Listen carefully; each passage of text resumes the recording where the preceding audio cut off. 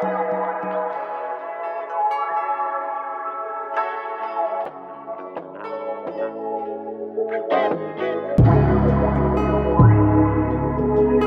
goddess.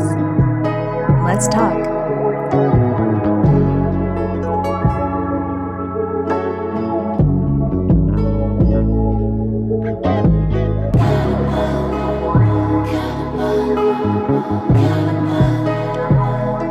Good morning, good afternoon, good evening, whenever you are watching this, everybody. And welcome to our first of our goddess talks. This is going to be super casual because I don't even know exactly how I want to organize it. I thought I knew, which is what took me so long to even make this video or start the series. But I've been wanting to just be able to be in a space with you all where we can just chat. Please feel free to leave stuff in the comments for future videos and future talks so we can address different things that come up.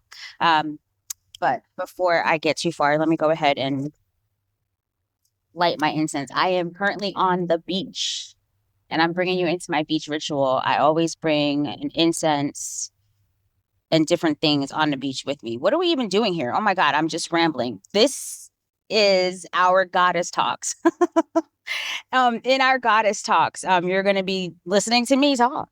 I am a goddess. I am a sexologist. My name is Dr. Joy. I'm a clinical sexologist with a PhD in clinical sexology. I am a licensed marriage and family therapist. I'm a couples therapist. I'm a relationship expert. I am a sensual expansion advocate and influencer. I'm a community leader. If you haven't seen my community is the Joy Collective groups, where we have a set of support groups in our community that were specifically made to address the needs of like minds, like souls, like myself. We have a lot of groups around relationships, dating, self-esteem, even some groups around dating and spirituality or divinely dating, the Black and brown experience of love. I don't know the rules yet for YouTube. I'm going to say some things I'm probably going to get flack for, but it's for love, sex, and perfectionism.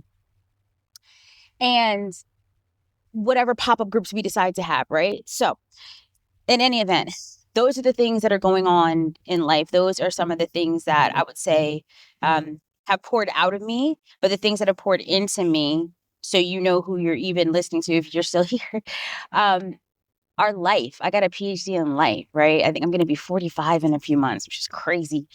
Crazy beautiful, though. I have 2 kids. One of my kids is an actual adult, blowing my whole mind. And I am whoever I am right now. If you met me a year ago, if you met me 2 years ago, it's a different Joy. It's a different person. It's a more out loud person, I would say, but you can't be out loud if you don't know what's within. And in the last couple of years, I have been doing a whole lot of what's within. And so I think what I really wanted to be able to do is share some of the things that help me dig up what's within and remember more of who I am. And I want us all to be able to activate and remember who we are, right? And what it is that we maybe have to offer. So while we're in our talks, I'm just going to be using some really simple divination tools. I am not a card reader or anything like that. Like I do stuff for myself. And I might follow other people and watch what they're doing and ask questions. But so I'm not going to do like full spreads or anything like that. I have a couple of cards. I'll pick something, before our talk. I have several decks, but because I came to the beach, I didn't want to bring a whole lot of stuff. I scooped to the beach on a scooter. So I am going to be pulling by the end of our talk from the Starseed Oracle. Yeah, it's the Starseed Oracle. Hopefully it's not too blurry. And I'll put information in the links down below if you want to look at these cards. Also, something that was suggested by one of my community members, which I fell in love with, is the Lineages of Change Tarot. So I'll be whipping that out. I'm going to be pulling out probably one card and just speaking on that. I know kind of what I want to talk about, but I'll see how it wraps around what I pulled. Because what I did was I was going to do this talk like a week or I don't know, however so ago. And I was practicing a little bit and I was pulling and I kept pulling out the same thing. So I will share with you what I did pull out.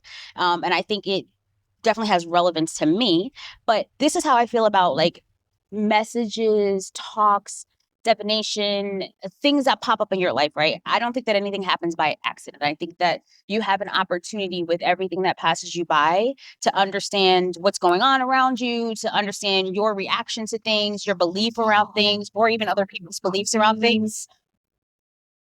Sorry if it's a lot of noise. Hopefully you'll be able to hear me when I edit everything out.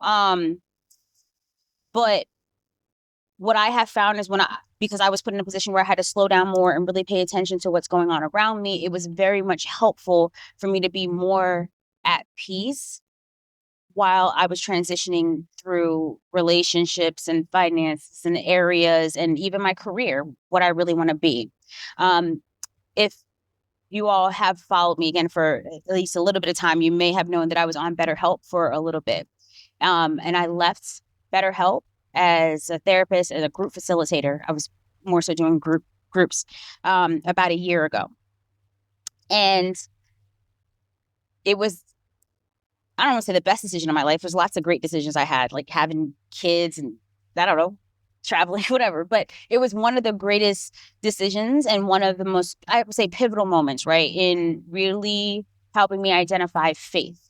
Because I left something that was super secure. I was making well over 6 figures. I was doing great. And I wasn't just doing that. I was doing great. And I had my books and I had my kids and I had my partner and I had my beautiful house and all the things. But I will say, and I will use words like the universe or the divine or spirit, if you're here and you're still here, again, hopefully you're able to digest all that, right? But let's even say God, right? Will make sure to show you a way, to show you everything that's happening so that if your foundation is faulty, you'll be able to see it before you fall through with it, right? I think I have been in positions where I feel like I have, like, oh my God, this is like rock bottom, and I have fallen, and I haven't, which is why, again, I'm here, because I have been so convinced that miracles exist. My spirituality is deepened so much, but I kind of had to go through this matrix idea of loss for me. Oh, there goes a butterfly.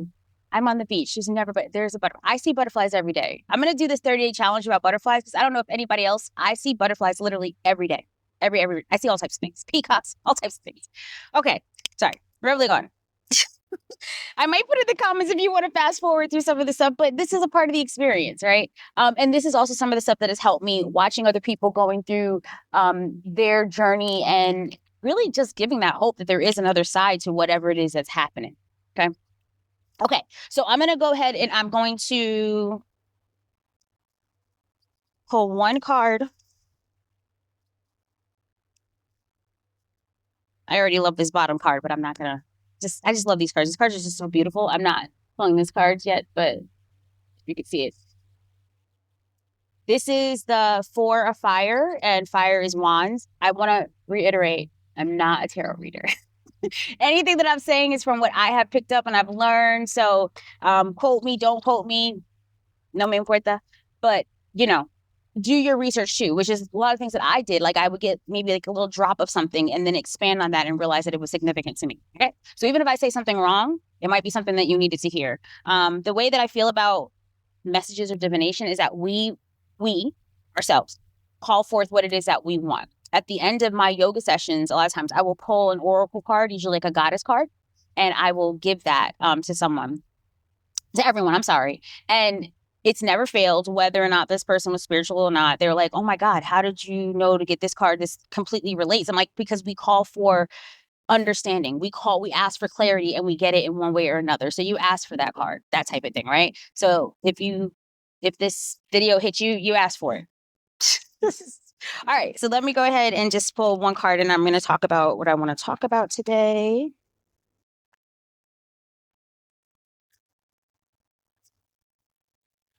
I used to watch, I love this. Okay. I used to watch these young ladies doing their cards, and their fingernails and their hands are always so beautiful. I currently don't have fingernails. My fingers are so beautiful. But I just want to say, if there is anyone like that watching me, thank you. Thank you for adding the art to the moment. Your hands are art in the moment. Okay. So the card, this could be significant to you, me, whatever, is the seed of fire. And it's also the number 11. So fire again is wands, and the seed is going to be a page of wands. Okay, so that can be looked at in so many different ways. You have your page, you have your knights. I apologize, it's not. The seed is no, it is. It's a seed. Um, you have your page, you have your knights, your kings or queens. Yeah, I'm not going to break down tarot for you, but I don't just look at things that I receive for myself just as like what the typical meaning is, but also the depiction. First thing that gets me, I mean, I love color anyway, which is why I have this deck. I just think this is absolutely gorgeous. I love it.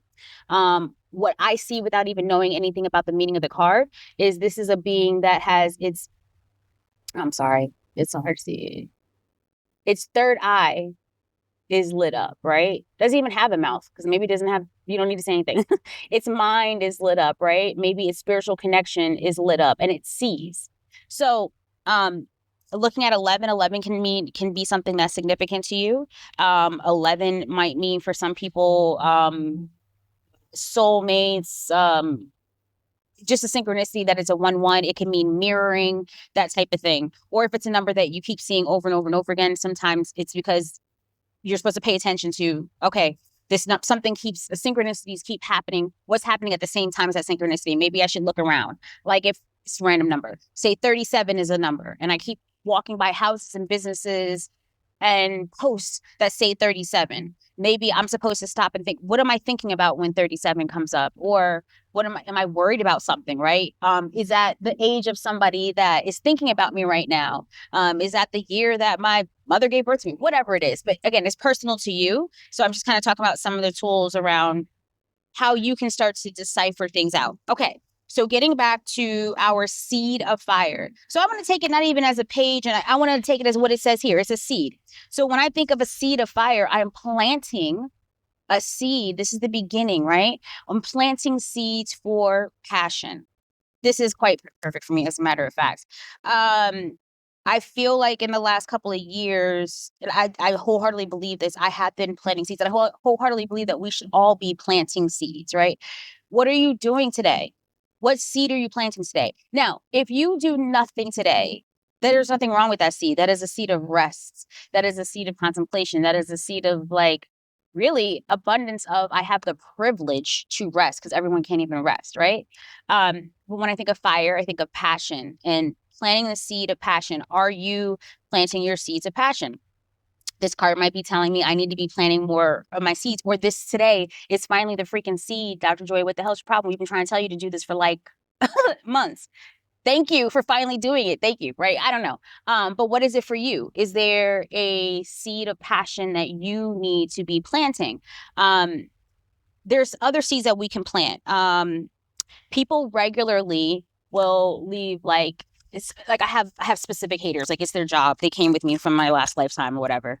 I'm not pulling another card. I'm literally just doing it, just shuffling because I'm just so used to it. But people will regularly um leave like weird little comments, report my page. I've lost an entire business page on like an entire actual business. Like I have a business, I have a private practice, all this type of stuff. Like lost all type of stuff because either someone thinks they it doesn't matter what they think.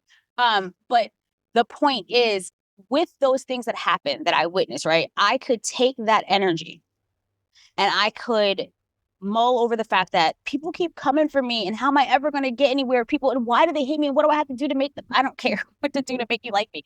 I don't care even what you're doing to me. I feel sorry whenever I see that, like, man, this person really is consumed. What they do today? They thought about me all day. They thought about how they gonna write this comment. It's gonna like, oh, it's gonna get her. And like, that was your joy today? I was your joy? I mean, okay, I am here to be a lot of people's joy. I am here for that. But really, it wasn't really joyful for you. And your goal is for it to not be joyful for me. The goal of other things and people sometimes in your life, right, could be they want to create unrest. They want to create distraction. How can you plant a seed of passion when you are now contemplating the whys of why someone is doing what they're doing, or how are they doing it, or how long are they going to do it for, or how long am I going to have to live like this? Live like what? Live like getting on your computer and somebody has sent some stupid thing on you. It's a computer. Turn it off. Do something else. Delete it, right?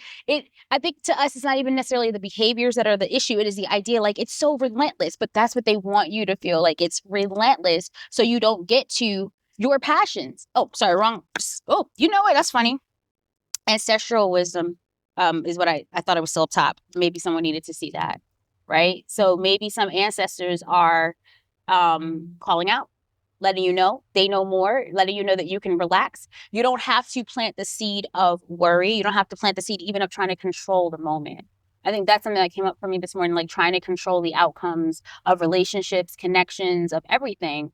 And I have found that when I completely surrender and I just trust that the ending or the outcomes always serve me, there's nothing to worry about. Let me tell you something. Every time somebody, like right now, I'm pretty sure for my IG that somebody is doing, what do you call it? When you try to ban someone's page, shadow banning or something like that? I don't know.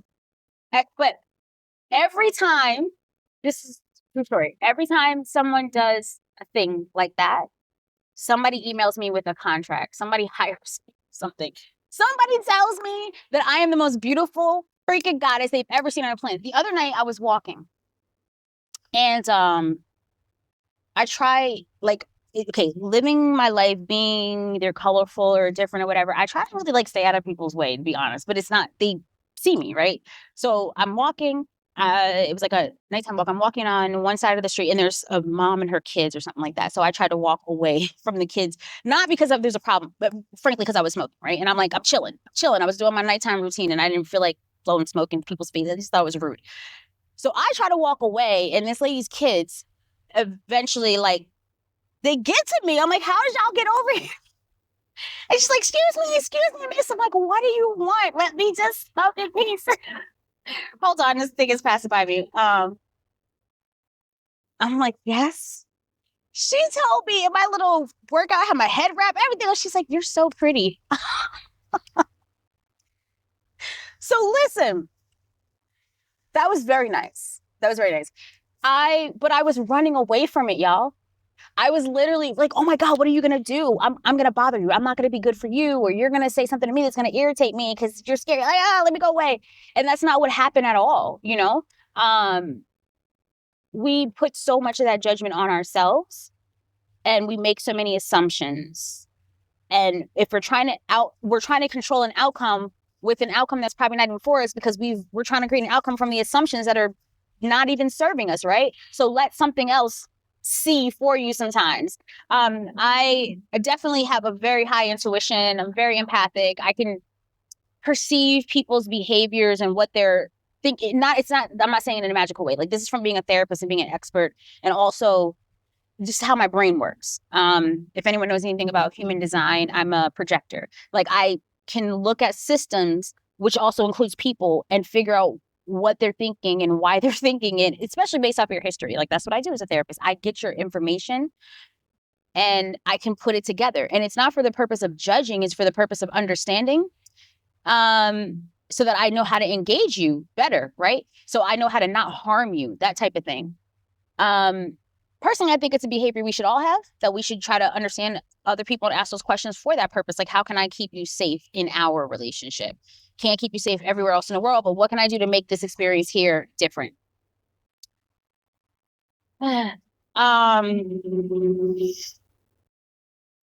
So I think that, like I said, I'm going to stick to just pulling the one card. Well, I did pull that ancestor card. I do want to show you the card that was at the bottom of the deck that I didn't expect to look at, only because I think I posted one time online these specific cards, and it was this one, and it was the other card that came out. I can't find it, but it was the world. That was what was at the bottom of the deck. If the world means something to you, maybe me just saying will be enough. I'd love to show you a picture of it, but I can't find it. So that combination coming out again, I think is significant. Could be for someone else. The 4 of fire or the 4 of wands is going to be like stability, home, celebration, foundation, right? If you're someone who's building your foundation, your legacy, that kind of thing, that's what it's about. And the world is either a closing of a cycle, the beginning of a cycle. I kind of wanted you to see the depiction here because the way they have the world, he's literally holding the world in his hands. And they'll have that for, I think, the Two of Wands. Here it is, or Three of Wands. But look at this.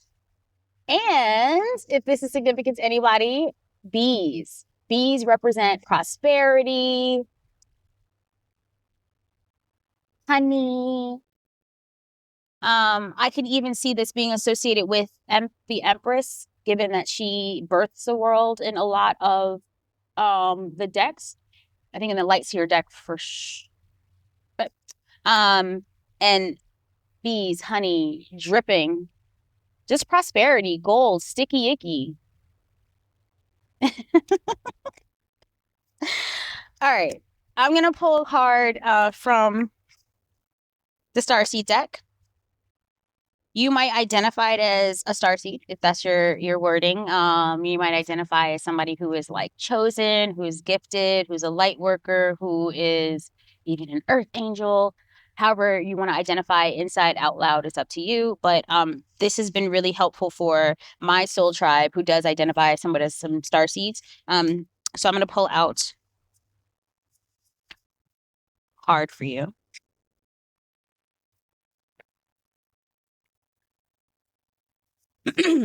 I'd never use a mic, but I'm glad I did because there's when I say I've never heard so much noise at the beach. But today, hopefully you were able to hear everything that I was saying. I think I should also say that, oh, okay. So I'm a sexologist. The way that I do my sexology is through sensual yoga. I am a certified trauma-informed sensual yoga teacher. Now, my yoga sets that I've created out of my PhD because I'm a woman of color, lots of colors, but I'm a woman of color, not just like African American, lots of colors. But a lot of people who are in my community or my family or my world, let's say Caribbean, Black, whatever color, right? There's so many barriers. One being a woman in being free. And when I say free in every way, the way that you speak, the way that you walk, talk, the way that you have intercourse, everything, right? There's so many intersectionalities to being a woman of color. And so for my PhD, a part of my PhD project was writing a book. So I have a book. I have two books, but the second book was specific it's called Why Hasn't She Answered the Call? Specific for women of color who are looking to have like sensual expansion, and be seen on the barriers to that sensual expansion. So it's normalized. And yes, what's hard is hard, but it's not so hard that you have to give up, but we might have to do other things for our own healing and understanding of our own sexuality or sensuality, our own real bliss. Like, what does that mean? It's so different for everybody. I don't want to put us into like a pigeonhole of because you're a woman of color, this is exactly how it'll be. The book really lines, it basically is spread out through letters, like letters that are written in the first person from that person who's experiencing that situation. Every chapter starts that way. But then I actually created a therapy modality that does include a little bit of spirituality. So if that's not your thing, no. But it includes scientific things, right? Like I wanted it to be scientific. It's more research for our entire world, but it goes through that personal history. Then it goes through what the science is behind starting to heal that, like how we can release those stories permanently. I'm also a brain spotting therapist. I'm a lot of things. I've been on the planet a long time. So I've been doing a lot of stuff. I've been stacking a lot of stuff. And not because I just like having credentials, but I am a forever learner. I love it. I think we should always be curious this way. Like, how can I have self-mastery? And then once you get to self-mastery or on your way, it is compelling. It's not like it's not even like, oh, these are the rules and this is how you do it. You can't help it. When you are mastering yourself, you have no choice but to teach other people. You want to teach, but just living is teaching. That's it. So I'm also a teacher forever. Okay, let's pull the card out. Oh, snap. Okay. Ooh. Yes. Okay. The card. Ooh.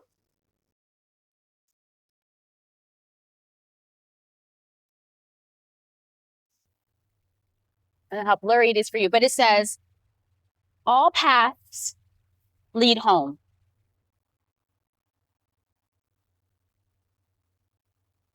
All paths lead home. Okay. Inner authority, intuition, turn your gaze within. Okay.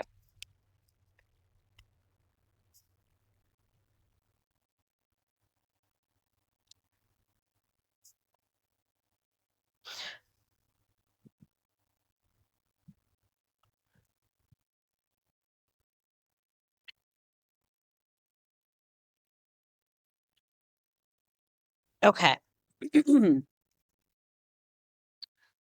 It's normal to look to the external world for answers and guidance. What's revolutionary is turning your gaze inward. You're being called to source your guidance from within.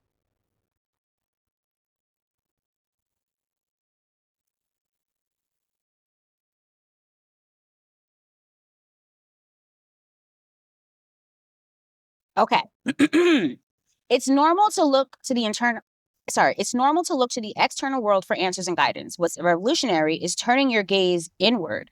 You're being called to source your guidance from within, to study the terrain of your inner landscape, to develop a reliable relationship with your soul. The more time you spend connecting with your soul, the deeper the connection will become. The challenge for empaths is staying connected without cutting off from the world. The best way to do this is to develop a daily practice that helps you to keep checking in, to draw on the wisdom within and let that be the authority in your life. If this card appears, you may be called to develop or switch up your spiritual practice, to get in the habit of turning your gaze within, getting centered for the day before consuming anything from the outside world, to start from a feeling of at homeness and throughout each day to find simple ways to keep coming home.